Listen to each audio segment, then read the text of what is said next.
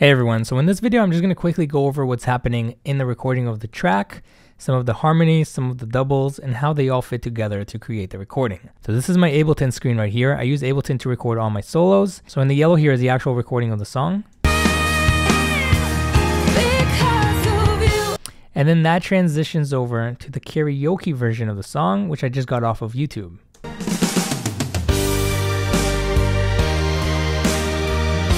So it's just a version of the song without the vocals. This is the area where I'm going to solo over without the vocals. And then at the end here, it transitions back into the vocal version. Because of you. And that's how the solo ends. These big X's that you see here, that's called a crossfade. And a crossfade is just to transition smoother between the non-vocal version, so the karaoke version, and the actual version of the song. And a crossfade just fades this section of the song, of the audio, into this section, and all that does is it lowers the volume of this and fades in the volume of this track in a very smooth way, so you get a very smooth transition between the two. Without that crossfade, it would sound like this. It just doesn't sound too smooth. The transition is too abrupt. Because they're not the same sound. The karaoke version and the actual version of the song, they're never going to be the same. Sound the same. The drum sound is not going to sound the same. So every time you transitions back and forth between those two versions, you want to add a crossfade to get as smooth of a transition as possible. I also have a crossfade, just a small crossfade right here because it's transitioning into the solo. And that's pretty much it for that. In the green here is my final guitar solo. In the blue, the yellow, and the red, I have harmonies and doubles.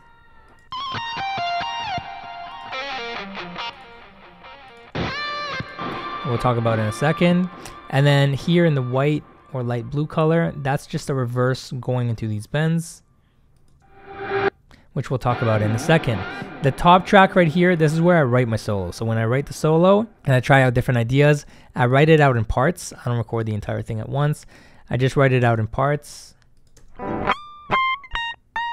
there's usually a lot of mistakes. It's very rough, but I just kind of put out the ideas I want. And then once I have something that I'm happy with, I might move some things around, chop it up.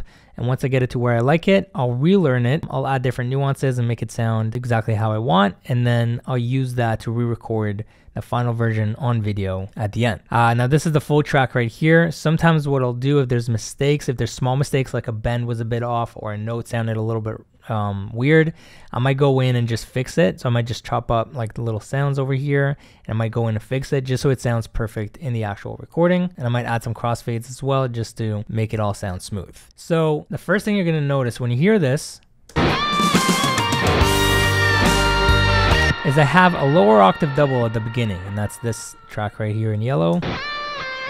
Playing the exact same thing I'm starting out the solo with, just an octave lower. And the reason I do that is because sonically it sounds really cool when you double something an octave lower, and to start out a solo with just this guitar sounded a little bit too thin for me. So if we mute this, and when you add this, it just added more thickness to it. It thickens up the solo. It sounds fuller, and I just think sonically it sounds really cool.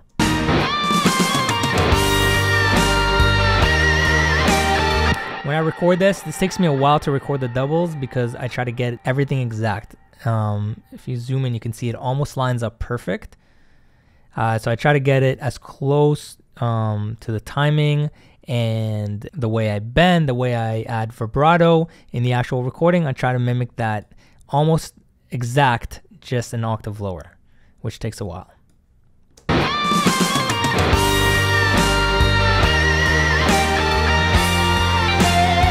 So in this section, I added some harmonies. It just fit really nicely over that. So here's all three of that. Now, for this guitar part, everything you see in red, if I just solo that, that sounds thin because I actually took out all the bass.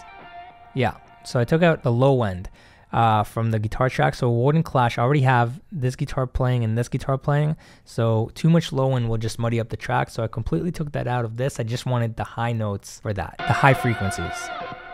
So if we keep going from there,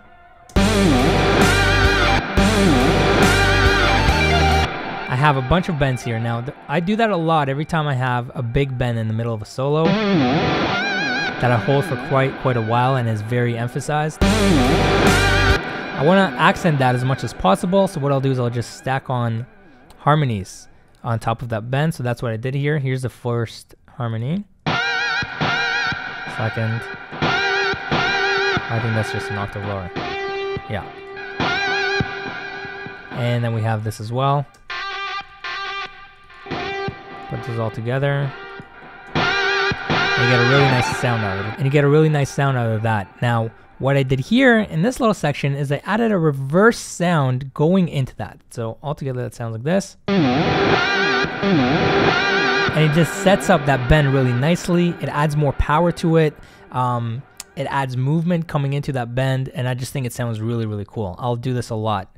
Every time I want to emphasize a big bend like that, I'll add a reverse into it, and it ends up sounding really cool in the track.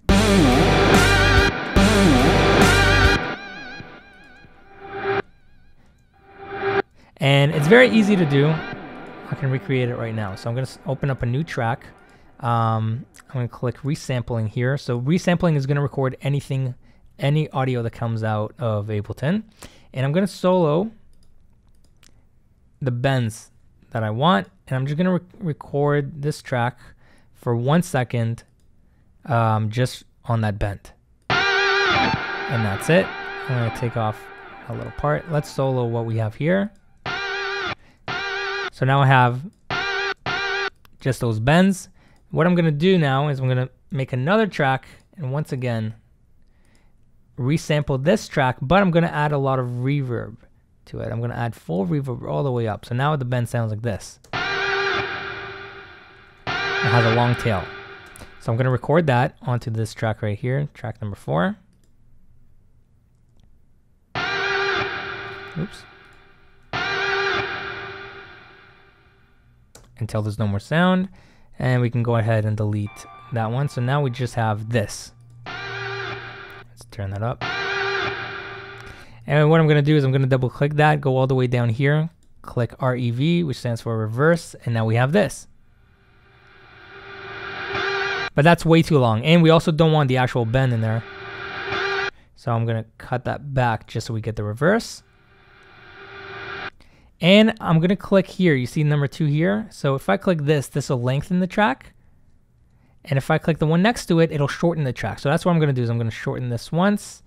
Maybe shorten it twice. And then put it right behind the bends. And you get a very quick... Let's actually turn that up here a little bit. Doesn't have much gain to it. And now we have a perfect reverse into these bends.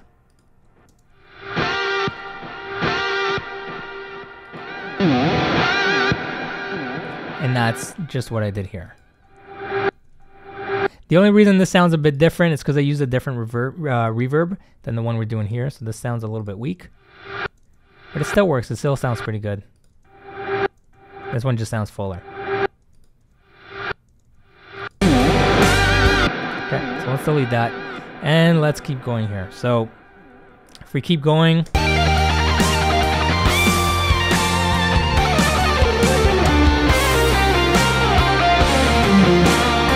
this is now near the end of the solo, and I want to thicken this part up a bit as well. So I added multiple doubles. I have a higher double, just an octave up, and an octave lower. Play those together.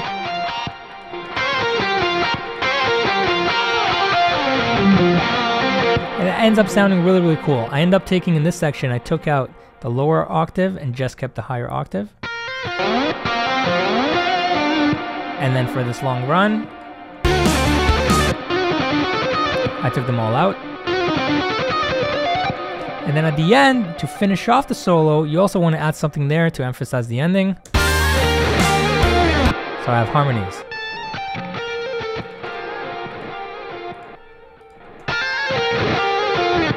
And what's this? And an octave higher as well. An octave higher double. So all three together sound really cool. And that's how it ends.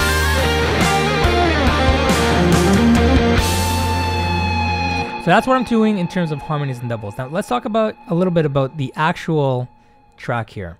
Over here I have my reverb, and if I click this is going to show you my delays.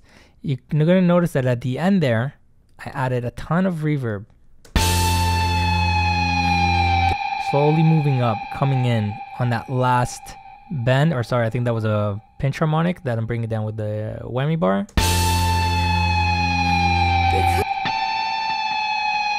And I also added delay, slowly coming in on that part, just to really emphasize that bend and get a lot of noise and movement in there as I bring that whammy bar down, and you end up getting this really epic sound.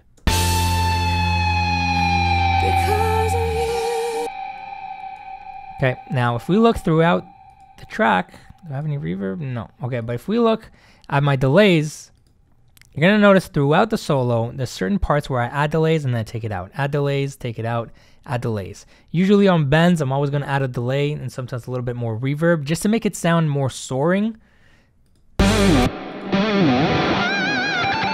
Just to add a little bit more delay in those bends, it makes it sound a lot cooler. Same thing there. What's this one here?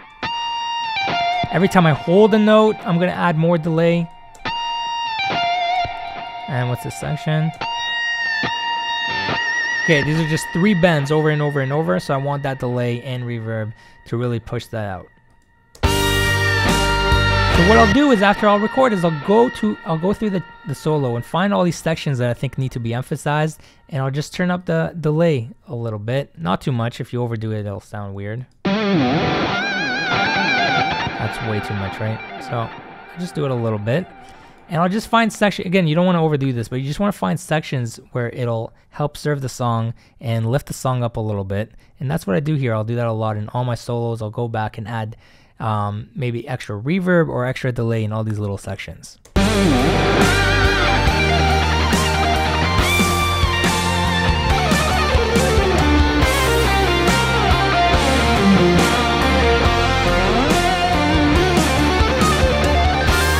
Now one last thing to show you that I did here is in this section, you're going to see a little crossfade here to a different section. This is just a backing track, the karaoke version.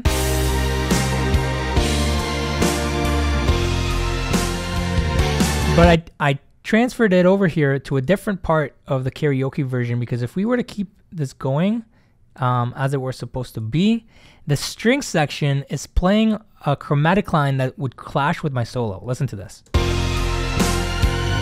see how it goes?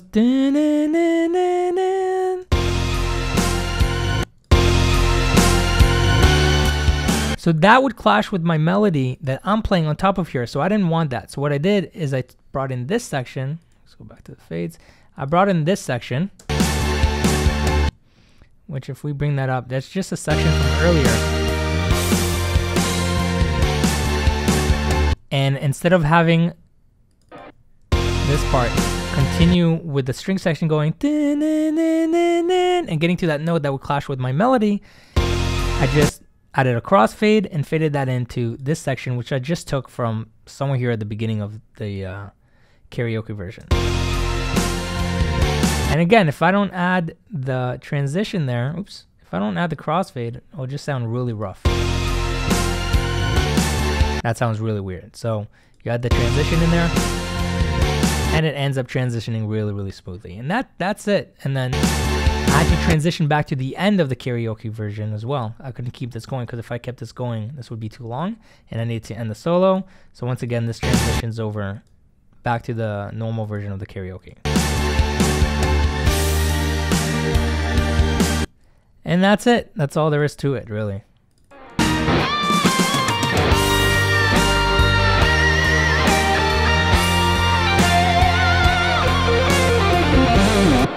The only other thing I'll say is if we solo this for a second, there's a lot of delay and reverb on the actual tone as well.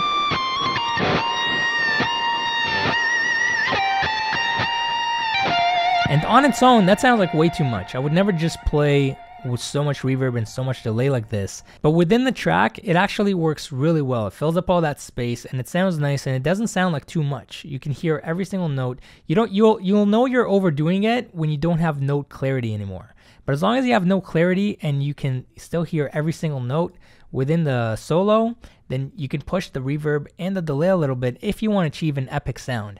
And that's what I was going for with all these solos. I was trying to get a very epic solo out of it, especially with the song. It's a nice slow ballad. You got the drum fill. It modulates up to a different key. It sounds really cool. You want a really epic solo. So I allowed myself to really push the reverb and delays. I can actually show you if I open this. Yeah, I have space turned up all the way here.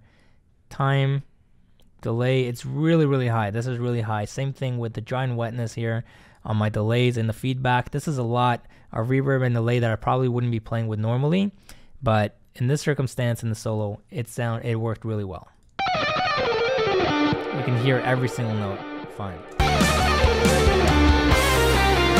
Hey guys, the video you just watched is taken from my Pop Ballads Guitar Solos course, where I teach you how to play that Kelly Clarkson solo, plus 6 other solos, where I also break down the recording process for each one of the solos, just like I did in this video.